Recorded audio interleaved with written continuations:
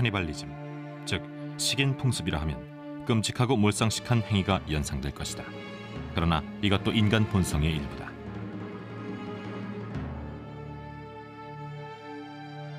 문화권 전체나 일부 집단에서 행해지기도 하고 사이코 같은 살인자가 저지르기도 하는 식인 행위. 사람이 사람을 잡아먹는 괴담의 세계로 들어가 보자.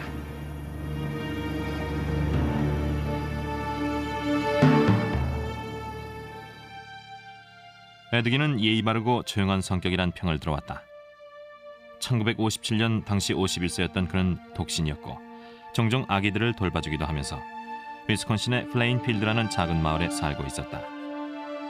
마을 사람들은 그를 좋아하고 신뢰했다.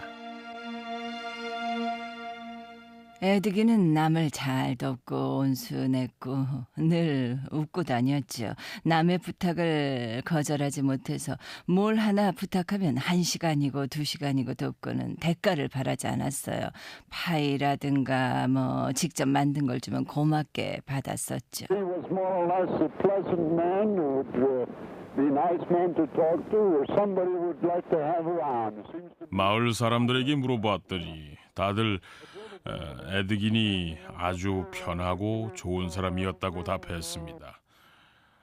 어느 날 갑자기 TV와 라디오로 어느 농부의 엽기적인 행각이 보도되고 위스콘신의 외딴 마을이 언론의 주목을 받게 됐지요. 오늘날까지 이 사건에 대해 의아하게 생각하는 사람도 있을 겁니다. 에드기는 외로웠다. 알코올 중독자였던 아버지는 에드긴이 34살 때 사망했고 4년 후엔 형마저 산불 사고로 목숨을 잃었다.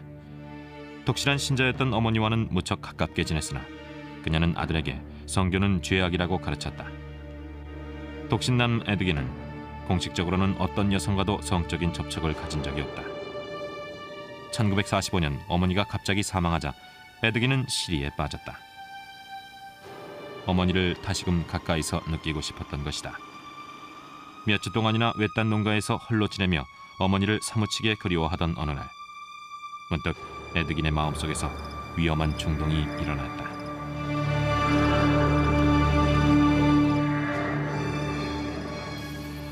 중년 부인의 무덤을 파헤친 것이다. 그로부터 9년간 에드긴은 19의 시신을 훔쳤다. 경찰은 에드긴이 여성 2명을 살해했을 것으로 보고 있다. 그러나 에드긴은 이를 부정했다. 1957년 11월 이 마을 철물점 주인 버니스 워든이 실종된 사건이 일어났다. 경찰은 에드긴의 농가를 뒤져보기로 했다. 그곳에서 경찰들은 끔찍한 장면을 보게 된다. 워든은 몇 시간 전 살해됐다. 에드긴은 워든의 목을 잘라 부엌 석가래에 거꾸로 매달아 놨다. 전등 갓과 의자 덮개도 사람의 상반신 가죽을 벗겨 만들어 놓은 것이다.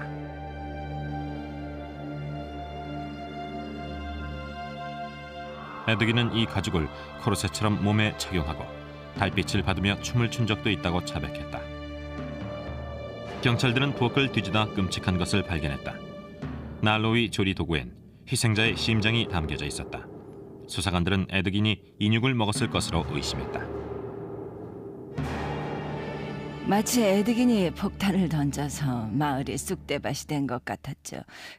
그날 기억이 아직도 생생해요.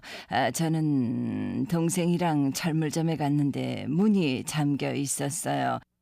그래서 워든 부인이 아들이랑 사냥을 나갔나 생각했죠. 그런데 바로 다음 날 그 끔찍한 사건 소식을 들은 거예요. 에드긴은 사람 고기를 먹지 않았다고 주장했지만 재판 비용을 댈 능력은 없었다. 그는 정신병에 걸린 범죄자들을 위한 수용소에서 여생을 보냈다. 1984년 에드긴은 메디슨의 멘도타 정신병원에서 77세로 사망했다. 그의 시신은 어머니와 나란히 플레인필드 묘지에 묻혀 있으나 묘비명은 없다. 에드긴의 엽기적인 식인 행위 충격은 삽시간에 번져나가 전 세계를 경악하게 했다. 전 세계에서 40여 명의 기자가 그 마을로 찾아왔죠. 뉴욕에 있는 런던 타임즈 지사에서도 왔고 시카고 트리뷴, 라이프지에서도 취재를 나왔습니다. 사실 그처럼 끔찍한 사건은 없었죠. 에드기는 연쇄살인과 식인의 교주처럼 부각됐습니다. 그의 마음속엔 어떤 악마가 숨어 있었을까? 비정상적인 심리와 식인 행위는 어떤 관계일까? 에드긴을 면담했던 조지 안트 박사는 희생자를 국왕으로 받아들여 일체감을 느끼려는 심리라고 분석한다. 희생된 여성들은 에드긴에게 있어서는 어머니의 대용품이었죠. 어머니를 닮은 여성, 예를 들어 머리나 눈의 색, 체격, 나이 등이 어머니와 유사했는데요. 이런 후보자들 중에서 에드긴은 범행 대상을 선택한 겁니다. 이성과의 성적인 접촉이 없었으므로 희생자의 몸을 먹음으로써 일체감을 느꼈고 대리 만족을 얻은 거지요. 에드긴 사건 전까지 미국인들은 카니발리즘을 실감하지 못했으나 우리의 무의식엔 식인 개념이 잠재돼 있다. 신화와 전설이 그러하고 동화 제크와 콩나무에도 아이들을 잡아먹는 괴물 얘기가 나온다. 드라큘라는 사람의 피를 먹어야 살 수 있다. 연인들이 서로의 몸을 탐하는 것도 그와 유사한 욕구다. 무의식에 대한 연구에서 카니발리즘은 상당히 자주 거론되는 주제입니다. 자식이 귀여울 때 부모들이 무심코 이렇게 말하곤 하죠. 아이고, 우리 아기 깨물어 주고 싶네. 연인들의 애무도 마찬가지고요. 무의식의 세계에선 흔한 일인데 오히려 그 때문에 현실에선 강하게 금기시되는 것입니다. 인류는 세대를 거듭하며 식인에 대한 충동과 고대의 전설을 새로이 포장해 나갔다. 1930년대 만화에선 카니발리즘이란 야만인들의 행위란 선입견이 엿보인다. 에드긴 사건 이후 대중들은 식인 풍습을 더욱 잔인한 것으로 받아들이게 됐다. 그의 얘기는 히치콕 감독의 1960년도작 영화 사이코와 컬트 영화의 고전 텍사스 살인마, 1990년작 양들의 침묵의 연쇄살인범 캐릭터에도 영향을 주었다. 에드긴 사건은 카니발리즘을 한층 가깝게 느끼게 했다. 식인은 이제 태평양 외딴 섬이나 아프리카 밀림에서만 일어나는 행위가 아니다. 인간의 잠재의식 속엔 식인의 욕구가 내재되어 있다. 어느 문화에나 카니발리즘이 상징적으로 가미돼 있다고 봅니다. 카니발리즘은 상당히 어려운 주제입니다만 혐오감을 주면서도 중독성이 있죠. 식인은 종종 연쇄살인범들의 이상심리와 연관되곤 한다. 그러나 이는 흔한 현상이 아니다. 굶어 죽지 않으려고 사람 고기를 먹을 수도 있고, 어떤 문화권에선 카니발리즘이 외경과 경멸을 상징하는 의식이기도 하다. 인간의 본성에 어떻게 이런 불가사의한 욕구가 싹트게 됐는가? 왜 카니발리즘에 대해 환상을 갖거나 경멸하곤 하는가? 카니발리즘을 비정상으로 규정하는 사람들도 생존의 문제 앞에서는 생각이 달라질 것이다.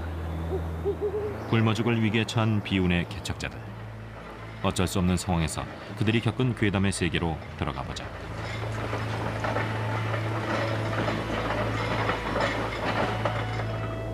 (1846년) 겨울 시에라 네바다 산맥엔 유난히 눈이 많이 내렸다. 일리노이에서 출발한 87명의 개척자들은 약속의 땅 캘리포니아를 목전에 두고 있었다. 그러나 눈보라가 몰아쳐 눈이 무려 2.4m나 쌓였고 개척자들은 19세기 사상 가장 혹독한 겨울의 시련을 맛보게 됐다. 눈이 처음 내리기 시작한 건 10월 31일. 조지 도너가 이끄는 개척자들은 리노의 남서쪽 56km 지점에 위치한 호숫가에 분주히 임시 거처를 만들었다. 서부로 가는 여정은 생각했던 것보다 훨씬 험난했죠. 지금이라면 누가 그 거리를 걸어서 갈 생각을 했겠습니까? 요즘에야 슈퍼마켓도 차를 타고 가는 판에 3,200여 킬로미터에 이르는 거리를 횡단할 엄두를 못 내죠. 도너 일행은 따로 준비한 식량도 없었고 그때그때 노정에서 먹을 거를 구했습니다. 이들은 그저 평범한 사람들이었습니다. 황금을 쫓는 여정에 엄청난 위험이 도사리고 있으리라고는 상상도 못하고 무작정 길을 떠난 겁니다. 11월 20일경이 되자 도너 일행은 서서히 죽음의 그림자를 예감하게 됐다. 먹을 것이 없어 허기가 지자 가축이나 애완동물까지 잡아먹기에 이르렀다. 이 지역에 서식하던 사슴은 이미 오래전에 저지대로 이동했다. 일행 중 패트릭 브리는 이때부터 일기를 썼다. 10월 31일 이곳에 도착했고 그날부터 눈이 내렸다. 산을 넘으려 했지만 눈이 너무나 많이 쌓여 길을 찾지 못했다. 가축도 대부분 잡아먹었는데 여기서 내년 봄까지 버텨야 하다니. 눈이 쉬지도 않고 내리는 게 벌써 8일째다.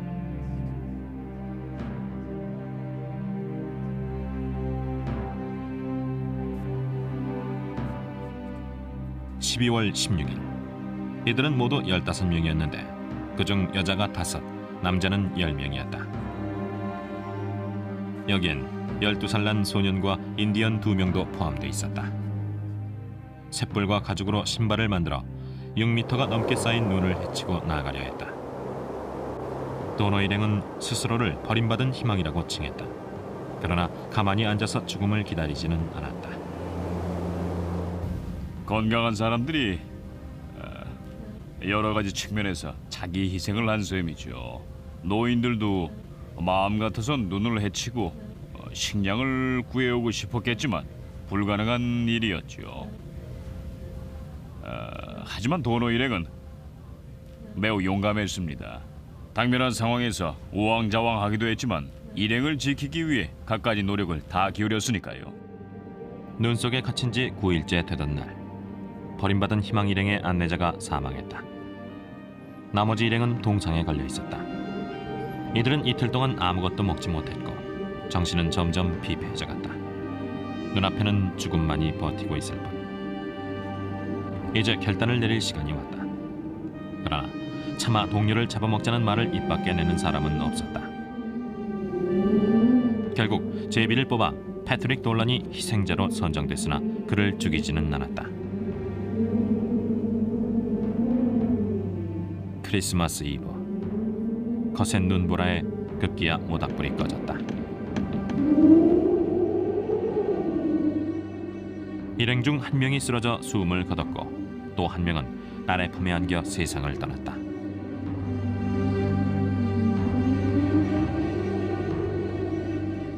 열두 살 난 소년마저 생명의 끈을 놓았다. 개척자들은 담요로 텐트를 만들었고 시신은 눈 속에 묻었다. 눈이 그치자 땔감을 구해 다시 불을 피웠다. 그리곤 침묵 속에서 사건이 시작됐다. 일행 중 한 명이 시신의 팔과 다리에서 살점을 떼어냈고 다른 사람들은 그것을 막대에 꽂아 모닥불에 구웠다. 애써 서로의 시선을 외면하며 고기를 먹었지만 눈물을 흘리고 있었다. 남은 고기는 잘 싸서 보관했는데 표시를 해둬서 자기 가족의 살점을 먹는 일은 없도록 했다. 이들은 그 후로도 18일간 시에라 네바다 산맥의 눈더미에 갇혀 있었다. 사라 퍼스틱은 남편이 죽는 모습을 봤을 뿐 아니라 남편의 심장을 불에 굽는 장면까지 목격했다. 인디언을 잡아먹자는 의견이 나왔고 그 주장에 따라 인디언들이 총살됐다. 도너 일행은 전형적인 미국인들이었고 카니발리즘에 대해 강한 문화적 반감을 갖고 있었죠. 하지만 극단의 상황에서 어쩌겠습니까? 동료를 잡아먹어야 자기가 살 수 있고 가족을 지킬 수 있으니까요. 살아남고자 하는 인간의 본성에 충실했던 겁니다. 목숨을 잃지 않으려면 그렇게라도 하는 수밖에 없었죠. 그들의 행동은 문화적인 것이 아니라 인간의 본능이었습니다. 한 달 후 이들은 드디어 정착할 곳을 찾았다. 그러나 그간 8명이 죽었고 남은 건 7명뿐이었다. 도너 일행을 찾기 위해 구조대가 4팀이나 출동했는데 그들 간에도 카니발리즘이 만연했다고 한다. 허기가 치자 머피 부인은 밀트 씨를 잡아먹어야겠다는 생각을 했다고 말했다. 설마 그랬으리란 상상조차 할 수 없지만 너무나 비참하게 느껴졌다. 출발 당시는 87명이었지만 그중 48명만 살아남았다. 도너 일행의 생존기를 전해들은 캘리포니아인들은 경악했다. 강력히 비난하는 사람들도 있었지만 대부분은 극한 상황을 감안해 도너 일행을 이해했다. 굶주리게 되면 체내에 축적된 양분을 스스로 분해하게 되는데 이럴 때 사람들은 고통을 겪게 된다. 세포 하나하나에서 양분을 갈구하는 상태가 되는 것이다. 이야기를 전해 듣는 사람 입장에서야 끔찍하다는 말이 쉽게 터져나오겠죠. 그렇지만 누가 자기 자식이 먹이로 희생되길 바라겠습니까? 그래서 차라리 죽은 사람의 고기를 먹는 걸 선택한 거지요. 사람 고기를 먹는 것에 대해서는 강력한 심리적인 금기가 형성되어 있습니다. 사람 고기를 먹으려면 일단은 그 행위가 끔찍하다는 비난과 맞서 싸워야 하고요. 말 그대로 혐오스럽고 잔인한 짓이니까요. 하지만 굶주림의 고통과 생존에 대한 희망, 특히 절망적인 상황에서 사람 고기라도 먹으면 살 수 있다는 희망은 과감히 카니발리즘이란 금기를 깨려는 충동을 불러일으켰죠. 사실 카니발리즘은 수세기 전부터 묵인되고 있었다. 특히 선원들 사이에선 어떤 사람을 희생할 것이며 어떤 순서로 사람을 처단할지에 대해 일종의 불문율이 형성돼 있었다. 사람 고기를 먹는 것이 유일한 생존책일 때 소위 최대의 금기라는 굳게 닫힌 문은 열릴 수밖에 없는 것이다. 상황이 상황이니만큼 문화적 금기가 무의미해지고 규범과 규제가 사라져 카니발리즘이 허용된 겁니다. 산 사람의 생명을 유지하는 게 급선무니까요. 그래서 특정 상황 하에서 어느 정도 선까지는 묵인되고 있는 거죠. 도너 일행 생존자들은 사람 고기를 먹은 것을 공개적으로 얘기하지는 않았다. 그러나 일기나 편지를 통해 그들의 경험을 엿볼 수 있다. 저는 이 점이 늘 신기합니다. 도너 일행과 그들을 받아들인 사람들의 대응 방식이 있죠. 도너 일행은 인육을 먹고 살았습니다. 다른 사람들도 그들의 행적을 알고 있었어요. 그들 뒤엔 식인이란 그림자가 평생 뒤따라 다녔지만은 일단 정착한 후에는 별 무리 없이 살아갔다는 점입니다. 도너 일행 이야기는 인간이라면 기본적으로 공유하고 있는 본성의 축소판이 있죠. 나락의 극한을 가늠할 수도 있고요. 한편으론 대담한 무용담이기도 합니다. 그 안에 인간의 본성이 잘 설명돼 있어요. 그렇다면 인간 본성의 저변엔 카니발리즘이란 금기에 대한 유혹이 깔려 있단 말인가? 도너 일행은 평범한 미국인이었다. 누구든지 죽음 앞에서 그들처럼 행동하게 될지도 모른다.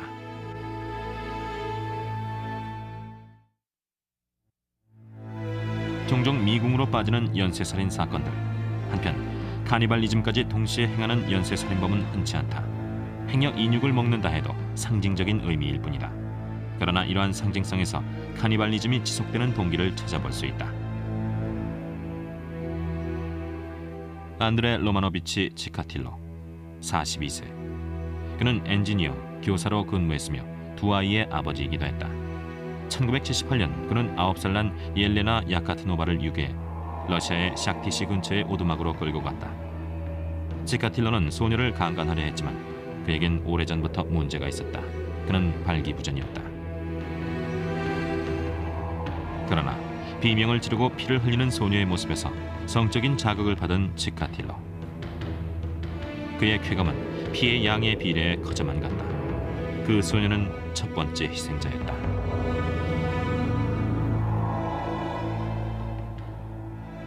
(3년) 후 1981년 9월 로스토본던시. 치카틸로의 시선은 17살 난 소녀 라리사 차켄코에게 고정됐다. 라리사는 치카틸로의 산책 제안을 받아들였고 치카틸로는 그녀를 숲으로 데려갔다. 강간을 시도했지만 역시 발기부전이었다. 그러나 그는 살인만이 자신에게 만족감을 주는 행위란 걸 알고 있었다. 그래서 라리사를 무참하게 살인하고 요도를 잘라먹었다. 치카틸로는 본격적으로 인육에 탐닉하기 시작했다.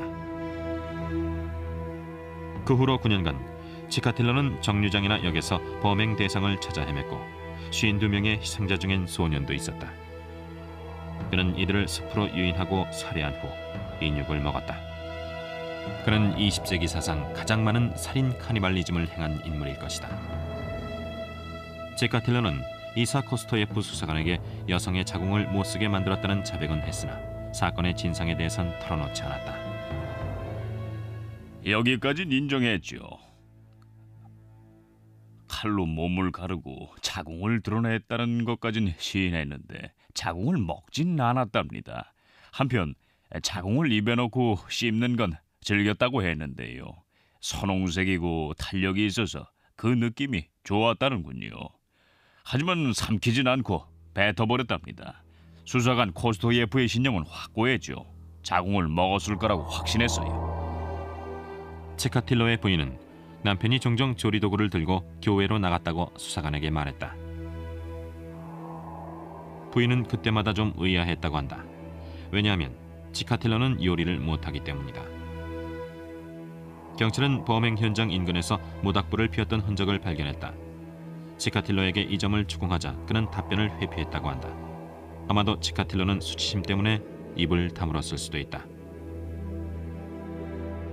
한편으로 치카틸로는 좀 재미있는 인물인데요. 이미 인정한 사실만으로도 20세기 사상 가장 끔찍한 범죄가 성립됐는데 남들이라면 인정했을 법한 범행의 일부 사실은 부인했다는 점입니다.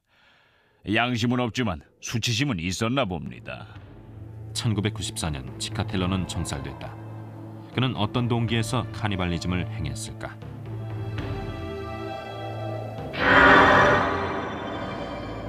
치카틸로는 어려서부터 잔인함을 배웠다. 그가 태어난 1936년은 우크라이나의 최악의 기근이 든 해였고 어머니의 경고는 평생 그의 뇌리를 떠나지 않았다. 러시아 당국에 의해 치카틸로의 가족사가 정확히 밝혀진 바는 없지만 1930년대 기근기에 굶주린 사람들이 그의 형 스테판을 유기해서 잡아먹었다는군요. 그래서 치카틸로의 모친은 늘 이렇게 강조했죠.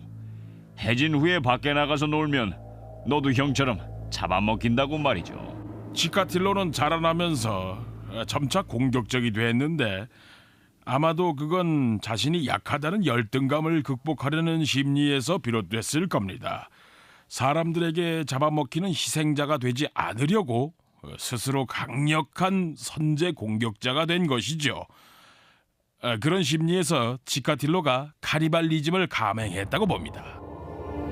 어린 시절 겪은 일련의 정신적 충격 때문에 치카틸로가 살인마로 둔갑했을 수도 있다.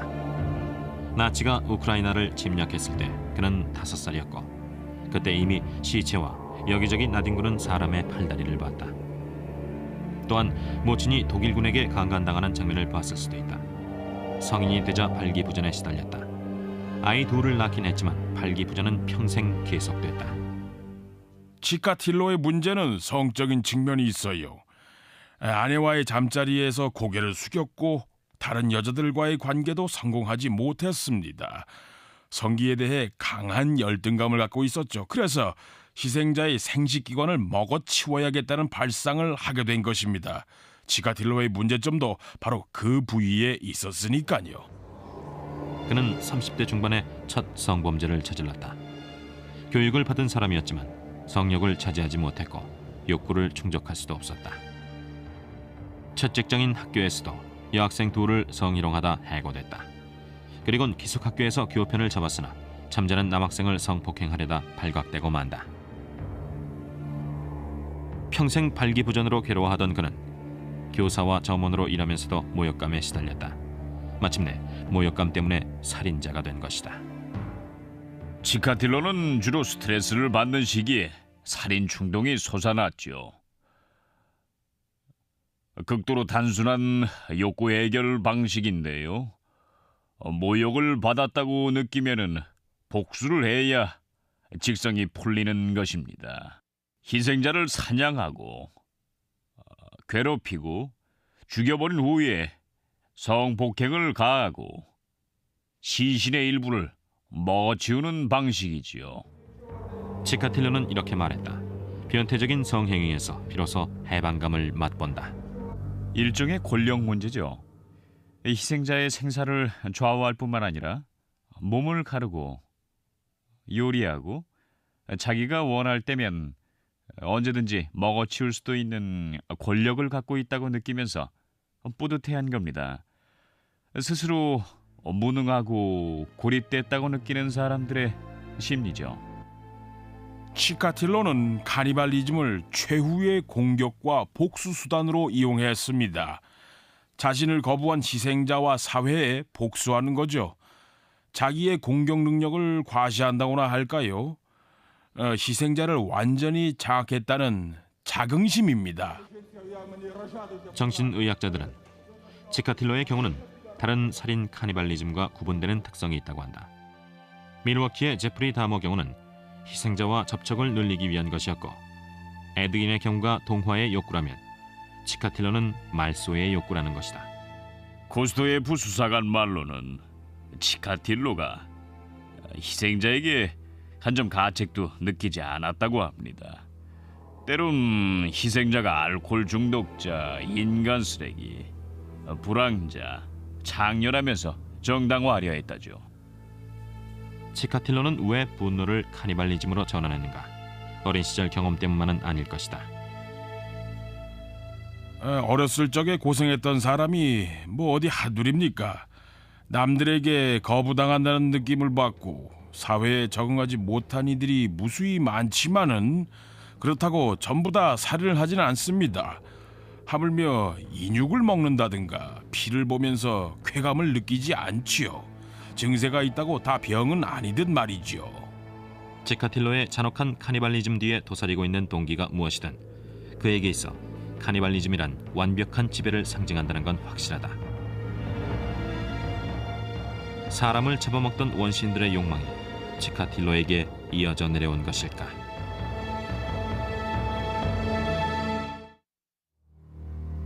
증오, 광기와 카니발리즘은 단지 살인 카니발리즘의 특성만은 아니다. 이 특성들은 전 사회적으로 영향력을 행사하는데 이때 촉매 역할을 하는 것은 정치적인 혼란이나 불가사의한 전통이다.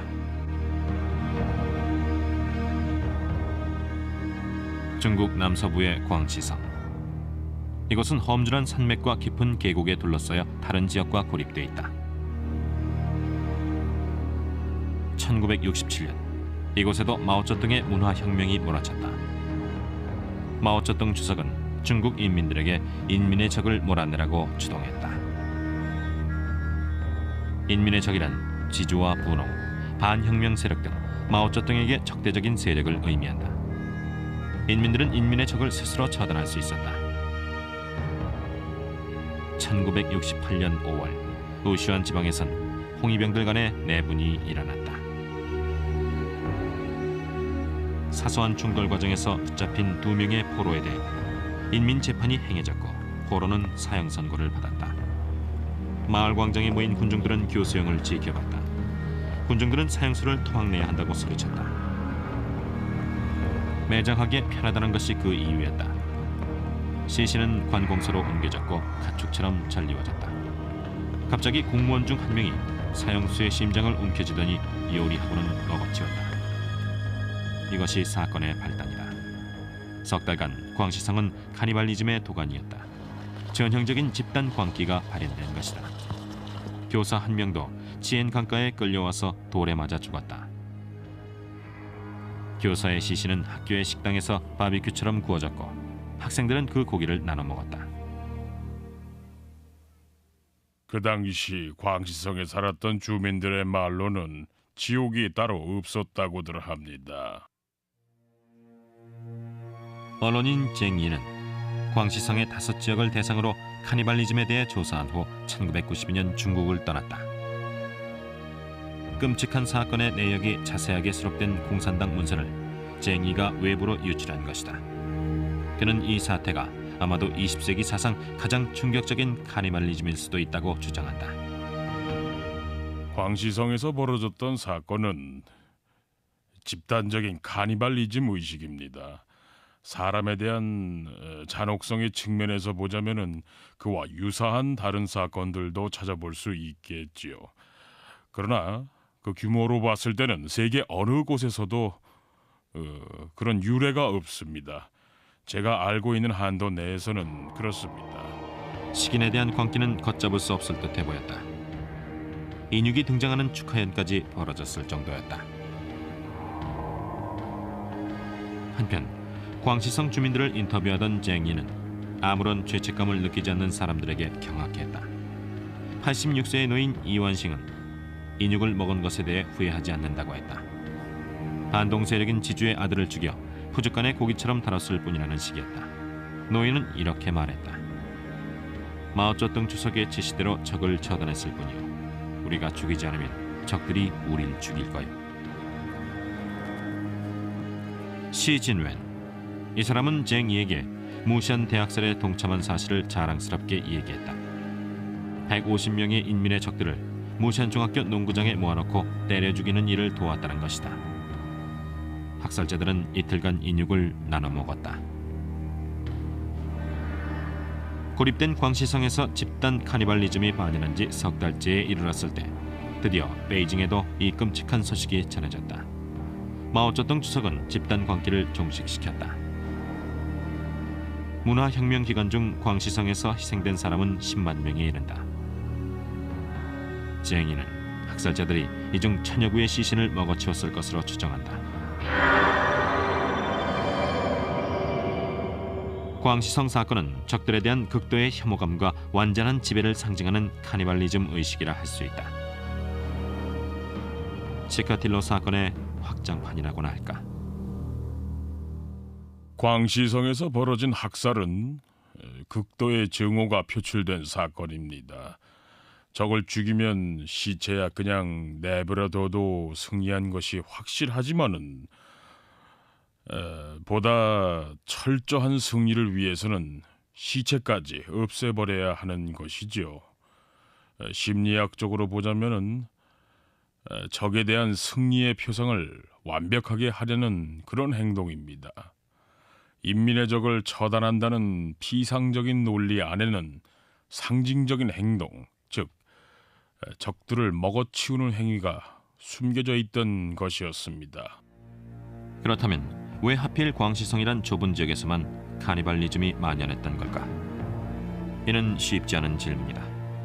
그러나 광시성의 소수민족 중 가장 큰 집단을 형성하고 있는 주왕족의 문화사 안에 실마리가 숨겨져 있다.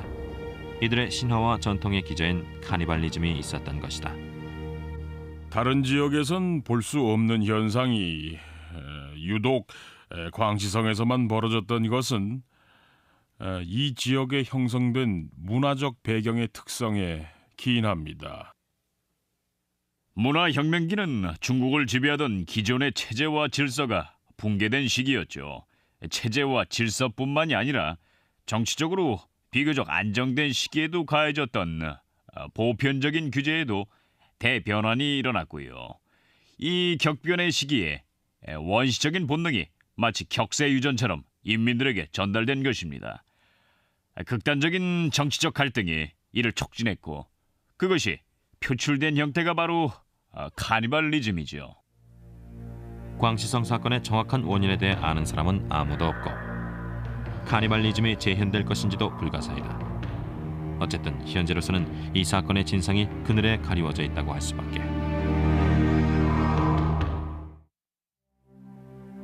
과연 카니발리즘은 지배력이나 혐오감을 드러내기 위한 수단으로만 사용되고 있을까? 카니발리즘의 상징엔 존경과 추모의 측면도 있다. 파푸아 뉴기니아의 서쪽 끝에선 여전히 카니발리즘이 행해지고 있다.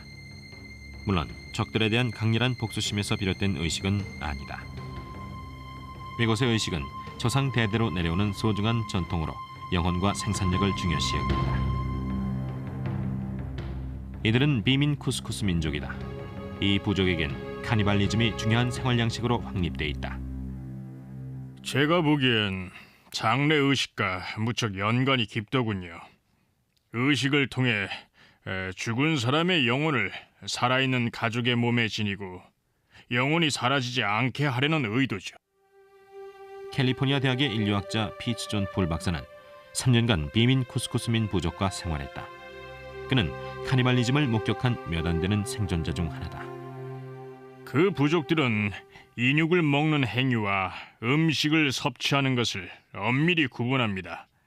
서양적인 사고방식으로 규정하기가 좀 꺼려지지만 일종의 성찬식이라 할 수 있죠. 폴 박사는 성과 혈연 관계가 이 의식에서 중요한 역할을 한다고 주장한다. 아버지가 사망하면 맏아들이 아버지 성기의 일부를 먹어야 할 의무가 있다. 아버지의 친척 중 남자들은 골수를 조금씩 먹어야 한다. 성기와 골수는 남성의 영역으로 여겨진다. 여성 친척들은 다산을 위해 아랫배의 지방을 조금씩 먹는다. 이 부위는 여성의 영역이다. 어머니가 사망하면 맏딸이 어머니의 자궁을 조금 떼어내서 먹는다. 비민 쿠스쿠스민 부족은 수백 년간 이 의식을 지켜왔지만 간혹 이에 따르지 않는 사람들도 있다. 부족에게 전해져 내려오는 의무가 불쾌하게 여겨질 수도 있을 겁니다. 그래서 종종 이 부족 사람들은 약간의 속임수를 쓰기도 하죠. 살점을 손바닥에 감추고 숲에 몰래 내버린다든가 나뭇잎 아래 감추어두는 식으로요. 어떤 사람들은 좀 더 극적인 방법을 쓰기도 하는데 일단 삼킨 후에 토해내기도 한답니다. 이렇듯 약간의 저항이 있기는 하지만 이곳에선 여전히 카니발리즘을 신성한 종교의식으로 여기고 있다. 조상의 몸을 먹는 행위는 한 세대의 힘이 다음 세대로 전해지는 것을 상징한다. 그러나 비민 쿠스쿠스민 부족은 다른 카니발리즘에 대해서는 혐오스럽게 여기고 있다. 이들은 자기 부족의 의식만 격식에 맞다고 생각한다. 인근 미얀민 부족들에 대해선 진짜 미개한 식인종들이라며 경멸한다.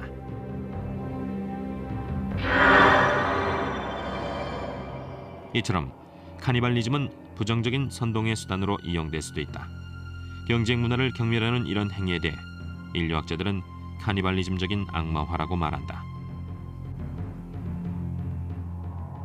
카니발리즘은 다음과 같은 점을 시사합니다.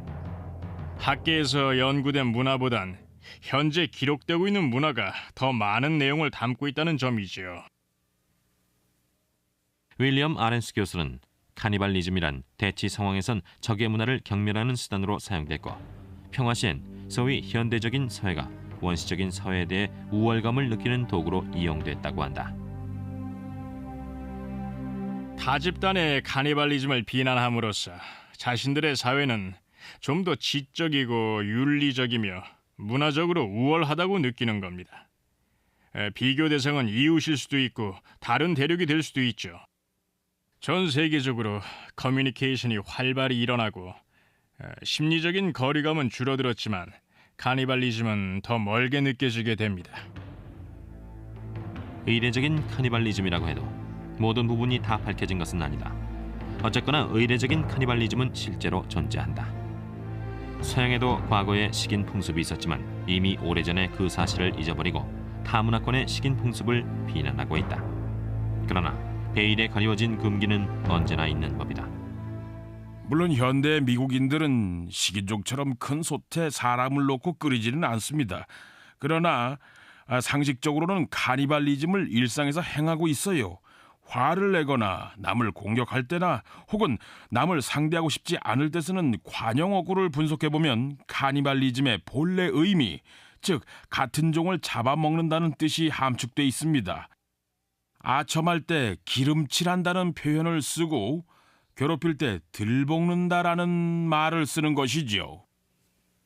이처럼 일상 언어에서도 그 잔재가 발견되지만 카니발리즘은 여전히 진정한 금기로서의 역할을 충실히 수행하고 있다.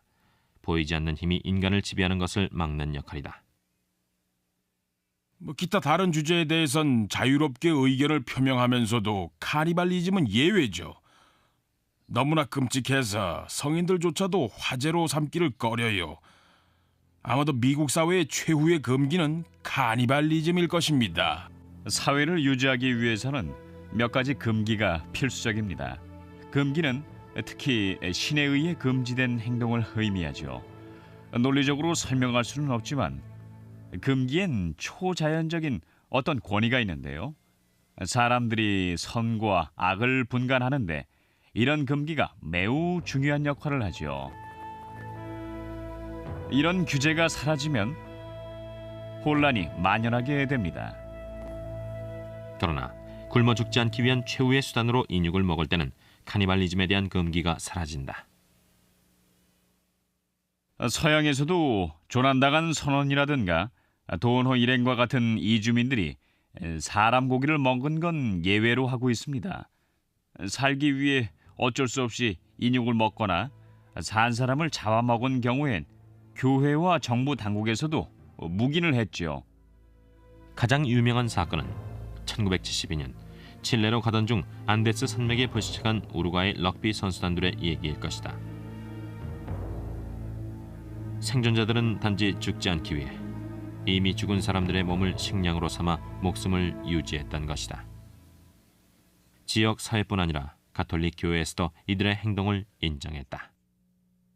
굶어 죽을 위기에 처했지만 구조될 희망이 있는 상황이라면 적어도 우리 문화에서는 이런 결단을 내릴 겁니다. 다수를 살리기 위해서 소수를 희생할 수밖에 없죠. 그렇다면 살인자들은 왜 카니발리즘을 정당화하고 금기를 깨려했을까? 해답은 여전히 미스테리다. 사실 치카틸러와 같은 흉악범이 되기도 어려운 일입니다. 유년기의 시련 외에 우리가 모르는 무언가가 작용한 것이죠. 현대는 아이가 올바르게 성장하기 어려운 시기입니다. 누가 치카틸러나 다머처럼 잔인한 인간이 될지 미리 알 수는 없죠. 한 가지 의문이 더 남는다. 왜 대부분의 문화권에선 카니발리즘을 금기시하는데 어떤 문화권에선 여전히 식인 문화를 장려하는가? 해답은 신에 대한 개념에 숨겨져 있을지도 모른다. 인류학자들에 의하면 식인 풍습이 있는 문화권에선 생명의 본질이 피와 음식에 존재하는 걸로 믿는다고 한다. 반면 카니발리즘을 금지하는 문화권에선 생명의 본질이 자연이나 신의 영역에 있는 것으로 믿는다는 분석이다. 사회가 변하면 금기도 변하기 마련이다. 카니발리즘에 대한 강한 금기도 언젠가는 사라질 수도 있다. 현재로선 상상도 못할 개념을 기꺼이 인정하려는 태도만 있다면 말이다. 카니발리즘이 정말 인류 최후의 금기로 남을까요? 저는 그러지 않기를 바랍니다. 사회엔 다른 금기들도 여전히 많이 남아있죠. 사람들이 끊임없이 회의를 품지 않는 한 금기는 지속될 겁니다. 일단 회의가 생기면 언젠가 누군가는 그에 대한 이성적인 대안을 찾아내겠죠. 카니발리즘은 실로 오래전부터 행해져 왔다. 그러나 이는 정신 이상자의 범죄 행위였거나 기아의 공포 앞에서 일시적인 착란, 정치적 독단에서 비롯된 광기의 부산물이었다. 이 금기가 언제 사라질지, 그리고 그 이유는 무엇인지는 현재로선 미스테리다.